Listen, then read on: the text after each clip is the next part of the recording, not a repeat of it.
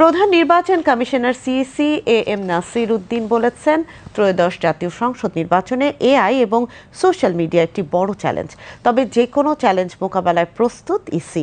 আজ আগারগাঁওয়ে নির্বাচন প্রশিক্ষণ ইনস্টিটিউটে ত্রয়োদশ জাতীয় সংসদ নির্বাচন উপলক্ষে 2 দিনব্যাপী কোর প্রশিক্ষকদের প্রশিক্ষণের উদ্বোধনী অনুষ্ঠানে প্রধান অতিথির বক্তব্যে তিনি এই কথা বলেন।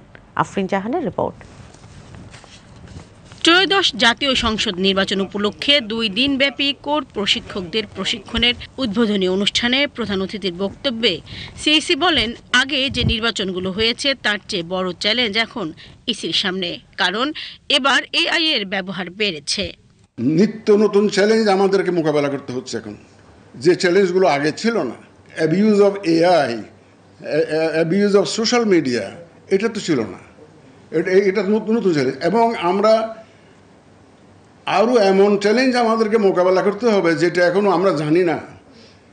We may have to face even newer challenges which we are not prepare to address right now. আমরা এখানে সেন্ট্রাল যে একটা সেল খুলব টু অ্যাড্রেস যে মিসইনফরমেশন অ্যান্ড ডিসইনফরমেশন, এইটাকে আমাদেরকে ক্যারি ফরওয়ার্ড করে একদম প্রত্যন্ত অঞ্চলে নিয়ে যেতে হবে। কিন্তু ইভেন চর এলাকায়, পাহাড়ি এলাকায়, সব জায়গায় নিয়ে যেতে হবে এটা। এই যারা ট্রেনিং দিবেন তারা এটা একটু বাড়তি হিসাবে এই দায়িত্বটা পালন করবেন। সিইসি বলেন, এই প্রশিক্ষণ আগামী নির্বাচনে বিশেষ গুরুত্ব বহন করবে। তাই প্রশিক্ষণ নিয়ে যারা নির্বাচনী দায়িত্ব পালন করবেন তাদের নিরপেক্ষ থাকার আহ্বান জানিয়েছেন তিনি।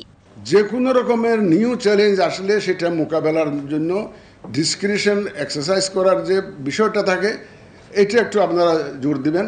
Please be attentive. আপনারা তখন কোর গ্রুপ আপনারা on the top of the Himalayas, just not casually, এটাকে একটা সিরিয়াসলি নেবেন। Professionalism and professionalism, neutrality and neutrality. With all these words, I now declare the training program open.